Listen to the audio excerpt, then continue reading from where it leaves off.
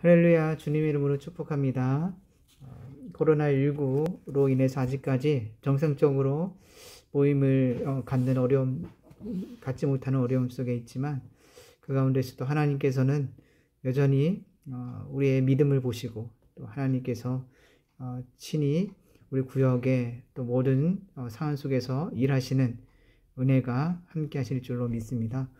오늘은 34과 듣는 믿음을 주제로 함께 말씀을 나누고자 합니다. 오늘 본문 말씀을 보시면 사무엘상 3장 9절 말씀인데요. 엘리가 사무엘에게 이르되 가서 누웠다가 그가 너를 부르시거든 네가 말하기를 여호와여 말씀하옵소서 주의 종이 듣겠나이다 하라 하니 이에 사무엘이 가서 자기 처소에 누우니라. 네, 이 말씀에 앞서서 먼저 기도드리고 시작하겠습니다. 거룩하시고 살아계신 하나님 아버지, 우리가 더욱더 하나님의 음성에 귀 기울이고 또한 하나님의 선명하신 뜻을 이 시간도 구역공과 말씀을 통해서 깨닫기를 간구드립니다. 이 시간도 성령님께서 다시금 새 힘 주시고 아버지 구역 모임이 다시금 어떤 상황 속에서도 잘 진행되어질 수 있도록 하나님의 돕는 은혜 가운데 아름답게 인도하여 주시옵소서. 예수님의 이름으로 기도합나이다. 아멘. 네, 오늘 본문 말씀에서는 이제 엘리가 사무엘에게 이르는 말씀인데요. 이때 사무엘은 나이가 무척 그 어린 상태에 있었고 또 경험도 없는 상태 속에 있습니다. 그 가운데에서 이 98세, 그 100세 가까이 되는 엘리가 사무엘이 이제 어떤 음성을 듣게 되는데 그 음성이 어떤 음성인지를 이제 엘리에게 묻습니다. 그때 이제 첫 번째와 이제 두 번째에서는 엘리가 그 음성이 하나님의 음성인지를 잘 캐치하지 못하는 장면이 나타나죠. 그만큼 엘리 제사장은 영적으로 좀 무뎌져 있는 상태임을 보여주고 있습니다. 근데 오늘 본문에서는 드디어 이제 엘리가 감을 잡게 되죠. 다시금 그 음성이 들리거든 이렇게 말을 하라. 여호와의 말씀하옵소서 종이 듣겠나이다. 네, 이 말씀을 통해서 우리가 하나님의 말씀을 듣는 훈련, 또 듣는 자세를 살펴볼 수가 있는데요. 질문을 통해서 함께 말씀을 나눠보겠는데요. 첫 번째 질문은 엘리 제사장 시대에는 영적 상황이 어떠했습니까? 영적 상황은 그 당시에는 사사 시대의 말기라고 볼 수가 있겠죠. 끝부분이라고 볼 수가 있는데요. 사무엘 선지자를 끝으로 이제 사울 왕과 다윗 왕의 시대가 이어지는 그러한 열왕 왕국 시대가 이제 시작이 되게 되죠. 이때는 말씀이 희귀했고 그리고 영적으로도 하나님의 음성을 듣지 못하는 그러한 상황 속에 있다라는 거죠. 그 시대라는 것입니다. 사무엘상 3장 1절 말씀을 보시면 아이 사무엘이 엘리 앞에서 여호와를 섬길 때에는 여호와의 말씀이 희귀하여 이상이 흔히 보이지 않았더라. 안타까운 상황 속에 있죠. 하나님의 말씀이 흐릿해지고 또 하나님 말씀을 사모하지 못하는 그 시대가 얼마나 불쌍하고 또 긍휼이 필요한 이 시대입니까? 오늘날에도 우리가 하나님의 음성에 귀 기울이지 못하고 또 예배가 침체되어 간다면은 그것만큼 정말 안타깝고 또 이 암흑의 시대라고 볼 수밖에 없는 것이겠죠. 그래서 우리는 이러한 가운데서 다시금 하나님의 뜻과 또 하나님의 음성을 듣는 그러한 길이 열려지도록 우리가 끊임없이 또 하나님 앞에 부르짖는 것이 우리에게 요구되고 있는 것이죠. 그래서 두 번째 질문을 보시면 소망 없는 이스라엘을 위해 하나님은 누구를 부르셨습니까?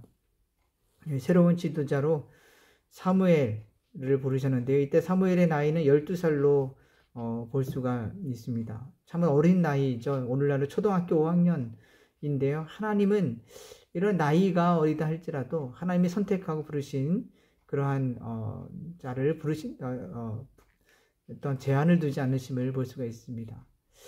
이와 같이 하나님께서 이 중심을 보시고 또 이 사무엘의 또 마음을 보셨을 때 하나님 마음에 합한 그러한 귀한 일꾼이었다라는 것이죠. 무엇보다도 어머니 한나의 그런 서원 기도와 함께 하나님 앞에 드림이 된 그러한 사무엘의 모습을 볼 수가 있습니다. 우리 또한 이 사무엘과 같이 하나님 앞에 헌신된 귀한 일꾼임을 잊지 말아야 될 것이죠. 우리의 삶의 목적 또한 하나님 앞에 드림이 되어야 되는 그런 전적인 부르심의 삶을 살고 있다는 것을 우리는 늘 잊지 말아야 할 것입니다. 세 번째 질문을 보시면 사무엘은 하나님이 부르셨는데 왜 듣지를 못했을까요? 자, 사무엘서 3장 7절 말씀을 보시면 사무엘이 아직 여호와를 알지 못하고 여호와의 말씀도 아직 그에게 나타나지 아니한 때라. 아직은 하나님을 만난 경험이 없다라는 것이죠. 12살의 나이에 아직까지도 이 신앙의 체험이 없는 상태고요. 무엇보다도 이 말씀을 배워가는 그러한 어린 나이이기 때문에 잘 알지 못하는 상황 속에 있습니다. 그래서 이 사무엘이 깨달아야 되는데 사무엘이 어떻게 깨닫게 됩니까?